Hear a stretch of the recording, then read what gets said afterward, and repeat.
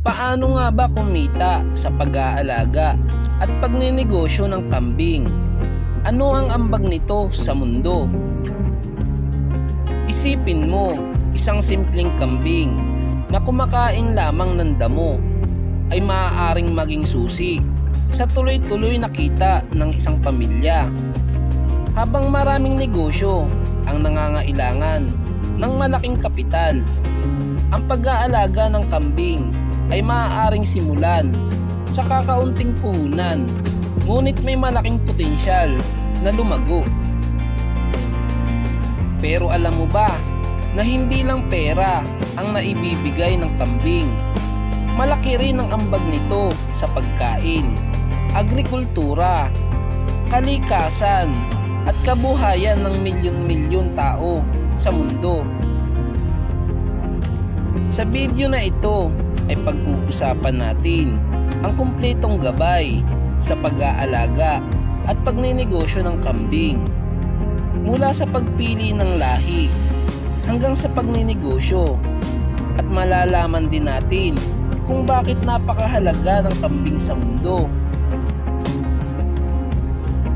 Ano ang ambag ng kambing sa mundo? Maraming tao ang iniisip na ang kambing ay simpleng hayop lamang. Ngunit sa katotohanan, isa ito sa pinakamahalagang alagang hayop sa mundo. Una, nagbibigay ito ng karne. Ang karne ng kambing ay mataas sa protina at mas mababa ang taba kumpara sa maraming uri ng pulang karne. Ito ang dahilan kung bakit patuloy ang pagtaas ng demand dito. Ikalawa, nagbibigay ito ng gatas.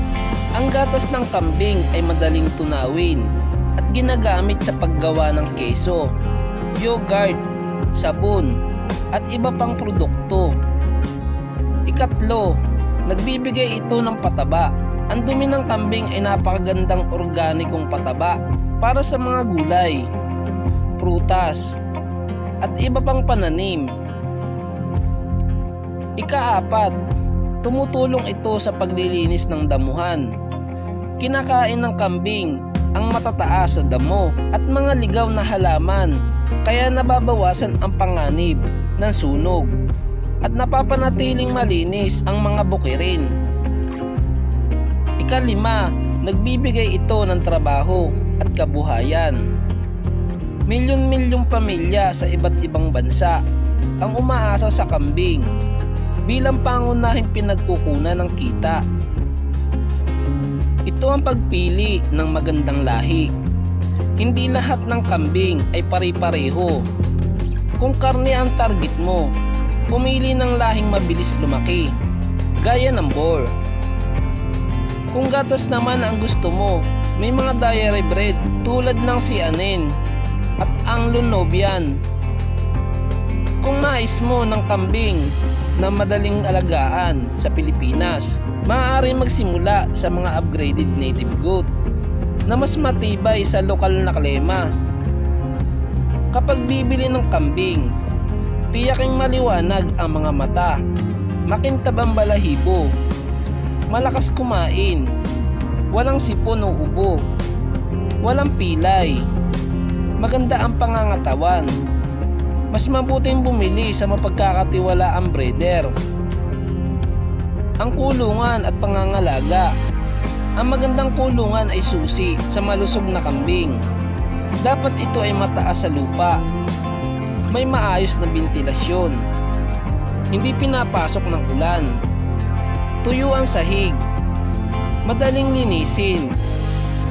Maglaan ng sapat na espasyo upang makagalaw ang bawat kambing. Magbigay ng malinis na inuman ng tubig sa lahat ng oras. Regular ding linisin ang kulungan upang maiwasan ang sakit. Ang pangunahing pagkain ng kambing ay karaniwan damo. Maaari ring ipakain ang nipple grass, guiana grass, indigo pera, kakawati sa tamang dami, ipil-ipil, madre de agua, mais, darak, commercial goat feeds, asin o mineral block, Malinis na tubig, ang tamang nutrisyon ang nagpapabilis ng paglaki at pagpaparami. Ang pagpaparami at kalusugan. Karaniwang maaaring paramihin ang kambing kapag nasa tamang edad at malusog ang katawan. Mahalagang deworming, bakuna, pagputol ng sobrang kuko, regular na obserbahan ang kalusugan, ihiwalay agad ang may sakit. Kapag naalagaan ng mabuti, maaaring manganak ang inahin ng 1 hanggang 3 maliit na kambing bawat panganganak, depende sa lahi at kondisyon. Ang pagninegosyo ng kambing. Maraming paraan upang kumita.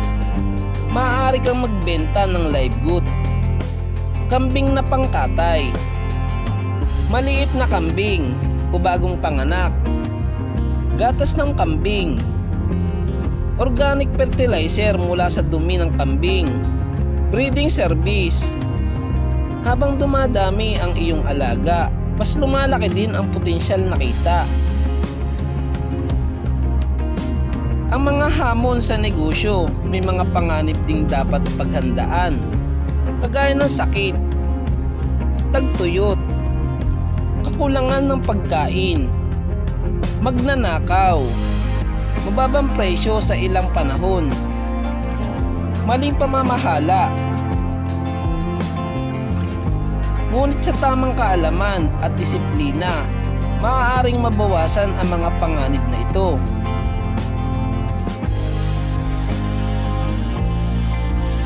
Ang kambing ay hindi lamang isang hayop.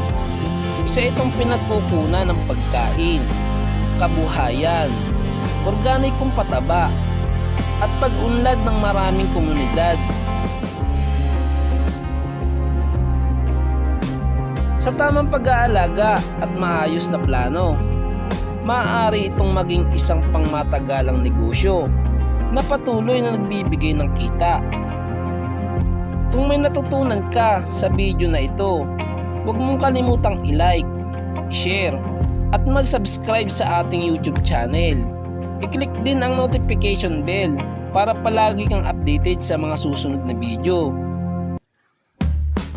At ito ang ating kompletong gabay tungkol sa pagninegosyo at pag-aalaga ng kambing. Maraming salamat sa panunood at magkita-kita tayong muli sa susunod na video.